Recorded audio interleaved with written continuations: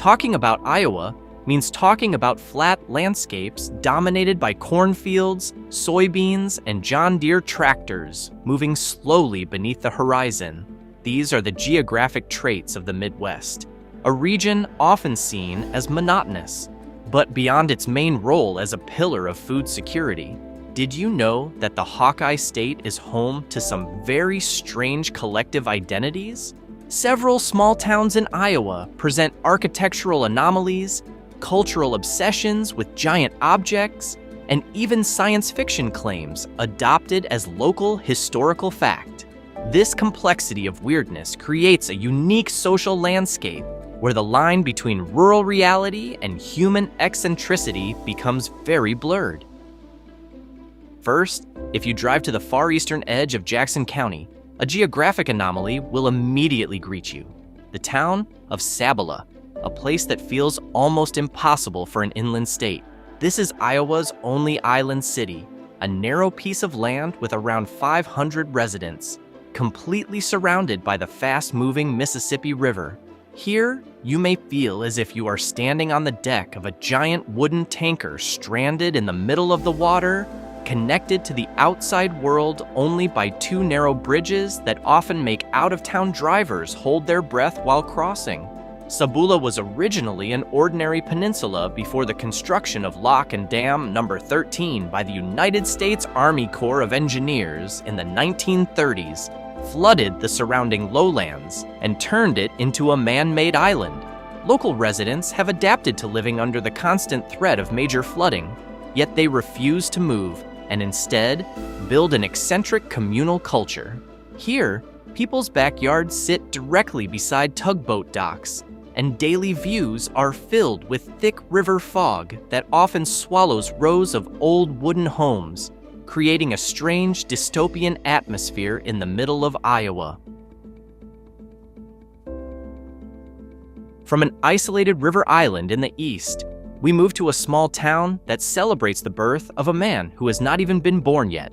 Riverside, a farming settlement with a population of around 1,000 people, officially proclaims itself the future birthplace of Captain James T. Kirk, the iconic fictional character from the Star Trek franchise. This oddity began in 1985 when the town council read the autobiography of Star Trek creator Gene Roddenberry, which mentioned that Captain Kirk would be born in a small town in Iowa on March 22, 2233. So do not be surprised if you find an official bronze plaque set beneath a table inside a local barbershop, marking the exact coordinates where Kirk will be born 2 centuries from now. Every summer, Riverside holds Trek Fest, where farm tractors are decorated to resemble the USS Enterprise, and local residents walk around wearing Starfleet uniforms with the most serious expressions they can manage. Meanwhile, an equally strange character lives in a town called Eldon, which celebrates itself through a piece of architecture that became the backdrop for America's most satirical painting. This town, of fewer than 1,000 people, contains a small wooden house in rural Gothic style, with a medieval-style arched window on its upper floor. This house inspired Grant Wood in 1930 to paint American Gothic, the masterpiece showing a stern-faced farming couple holding a pitchfork, now a symbol of both toughness and rigidity in Midwestern society. Life here practically revolves around that house. Now managed as an interactive historic site, the community of Eldon consciously preserves this 20th century gloomy aesthetic as its main commodity, creating a strange contrast between the real friendliness of local residents and their obsession with looking as stiff as possible in tourist photos. But if Eldon is obsessed with preserving one corner of American domestic architecture, Elkhorn imports an entire piece of Northern European landscape directly into the middle of cornfields. With a population of around 600 people, Elkhorn is known as America's Denmark. You can find a majestic original wooden windmill, 18 meters tall, standing beside the main road. Uniquely, this windmill is not a replica. Elkhorn residents bought it directly from the town of Nørsned in Denmark in 1975 dismantled it into tens of thousands of numbered wooden pieces, carried it across the Atlantic Ocean, and reassembled it by hand in Iowa. Walking through downtown feels like geographic disorientation. Street signs are written in Danish, and local restaurants serve abelskiver instead of standard cheeseburgers. The community lives in a strange cultural duality, celebrating Tivoli Fest while wearing old Scandinavian traditional clothing and still operating large modern corn harvesters. Another Northern European legacy can also be found here. Stanton, a small town whose buildings are painted with Scandinavian-style white and blue accents, holds a strange title because of its city water tower, shaped like a giant coffee pot complete with a cup floating in the air. This massive structure can hold tens of thousands of gallons of water and was built as a tribute to Virginia Christine, a Stanton-born actress famous as the advertising star for a legendary mid-20th century American coffee brand. Stanton residents joke that if the water tower were actually filled with hot coffee, the entire population of Iowa would not run out of caffeine for a full decade. This odd aesthetic even spreads to street lights shaped like small coffee cups and the rich smell of Swedish cardamom tart from the local bakery. Stanton turns the utilitarian function of public infrastructure into a pop art installation that demands attention from miles away, proving that the best way to honor a local hero is by building giant kitchenware on a hill. The sense of awe toward Stanton's giant structure turns into a strange spiritual experience in this town. This is West Bend, home to the most colossal stone mosaic in the Western Hemisphere. On its edge stands the Grotto of the Redemption, a massive religious architectural complex built entirely from millions of pieces of gemstones, crystals, fossils, and ancient seashells. This multi-million-dollar complex was the hard work of one man, a German immigrant priest named Paul Doberstein, who spent 54 years of his life collecting and attaching those stones one by one, starting in 1912. Reportedly, Doberstein built this stone labyrinth to fulfill a sacred promise to the Virgin Mary after he recovered from deadly pneumonia in his youth. The result is a strange structure weighing thousands of tons, giving off an unusual sparkle under sunlight and showing detailed biblical underground cave ornaments that look foreign in Iowa's farming landscape. From the wonder of precious stones, we move to Tama County, where there is a town that tells its weirdness through stubborn survival. Chelsea is a small settlement with fewer than 300 people, located exactly where the Iowa River and Salt Creek meet. This geographic location has cursed Chelsea into becoming one of the most frequently flooded towns in the United States, with a history of major flash floods hitting the settlement almost every few years without mercy. Strangely, instead of emptying the area and claiming government insurance money to move to higher ground, residents choose to stay in their wooden stilt homes with a toughness that nearly reaches absurd stubbornness.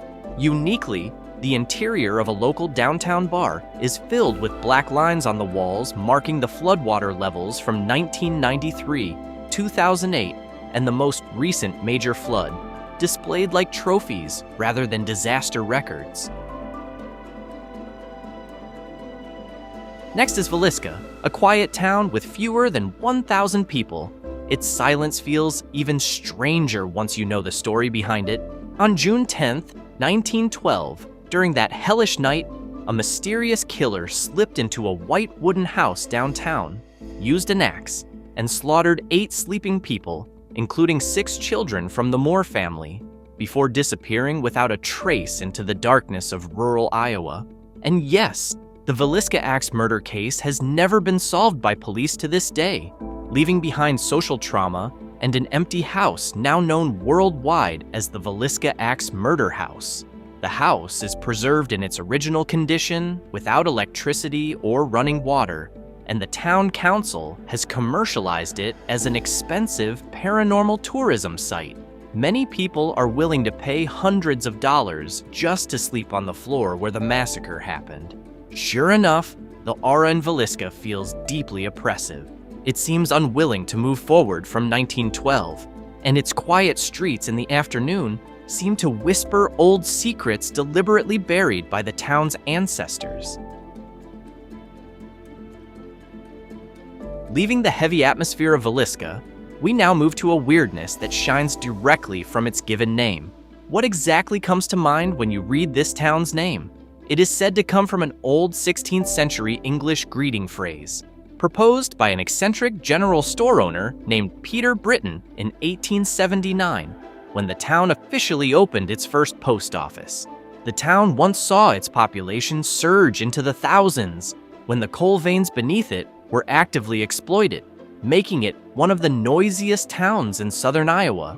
Today, the contrast between its cheerful name and its quiet post-industrial reality creates a strong sense of ironic humor. Walking along its main street reveals fading Victorian architecture, where the only excitement left is a seasonal antique flea market. Truly ironic. Meanwhile, the town of Audubon expresses its agricultural pride in an equally strange way, through a massive animal monument. Known as Albert the Bull, it is the world's largest Hereford bull statue, standing proudly in a city park since 1964. Albert is 30 feet tall, 33 feet long, and weighs about 50 tons of reinforced concrete painted in striking brown and white detail, complete with giant blue replica eyes staring blankly toward the highway. Interestingly, the statue is equipped with an interactive audio feature where visitors can press a button to hear a recorded narration imitating Albert's voice, telling the history of Iowa's cattle industry in a deep bass tone.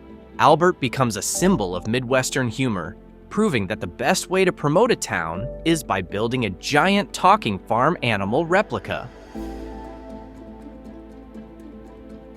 Next is LeClaire, an old riverport town and the birthplace of legendary Wild West adventurer Buffalo Bill. However, its modern anomaly identity is shaped instead by the operation of the antique shop Antique Archaeology, the main headquarters of the famous reality television show American Pickers. Life in this town is filled with eccentric collectors arriving from across the country to hunt for strange 19th century relics, from rusting gas station signs and junked old motorcycles to creepy antique children's toys. The town has transformed into a large open-air museum where items that would usually be thrown into a landfill are instead given $1,000 price tags and proudly displayed behind glass storefronts. From hunting junk, we head northwest to a town called Sac City. This town holds an official Guinness World Records title thanks to the largest popcorn ball on Earth, displayed inside a special glass pavilion in the middle of town. This giant ball weighs an incredible 4,420 pounds, or more than 2 tons, with a diameter taller than an adult human. It was even made collectively by hundreds of townspeople, using thousands of pounds of sugar syrup and local popcorn. The process of making this monster popcorn ball has been repeated 4 times since the 1990s. Every time another town in America tries to break the record, Sac City residents immediately gather and build an even bigger ball to defend their town's pride. This giant carbohydrate monument has become a symbol of strange competitive obsession in rural America, a space where a small town's existence is wagered on the size of a movie theater snack. The 7-village Amana Colonies complex in Iowa County does something few places do, choosing to withdraw from modernity. Founded in 1855 by German religious immigrants, this area once operated as a fully communal society, with no private property ownership and no use of money. This socio-religious isolation remained intact until 1932, when economic pressure forced them to reform. Today, walking through the Amana villages presents a strange time capsule visual. where old German-style sandstone houses stand side by side with modern industry. Descendants of the original settlers have managed to balance the strangeness of their past isolation with capitalism, selling traditional wool crafts and smoked sausages to millions of tourists. We move toward the hilly banks of the Mississippi River in Des Moines County, where Burlington challenges the laws of gravity through Snake Alley. This 275-foot road corridor has 8 sharp, extreme winding turns with a vertical grade reaching 21%. Built in 1894 from French brick, the street was designed so horse-drawn wagons could climb the steep hill without slipping. The weirdness of driving here comes from its visual disorientation, resembling a giant snakes and ladders path between Victorian homes. Because it is so extreme, local authorities ban vehicles from driving uphill and only allow downhill traffic, creating a 19th century traffic engineering attraction that seems unreasonable by modern safety standards. The journey through Iowa's eccentricity finally ends in Hancock County, where the small town of Britt declares itself the spiritual capital for railroad wanderers across America. Since 1900, Britt has officially hosted the National Hobo Convention, an annual festival that gathers thousands from traditional homeless and seasonal worker communities who enjoy moving illegally by riding freight trains. Every August, Britt's atmosphere completely transforms into a very strange street carnival stage. Wanderers gather to cook soup together and hold the ritual election of the National Hobo King and Queen. The town even established the National Hobo Museum to preserve their secret symbol codes, proving that Britt has a wide space of empathy for a marginal way of life.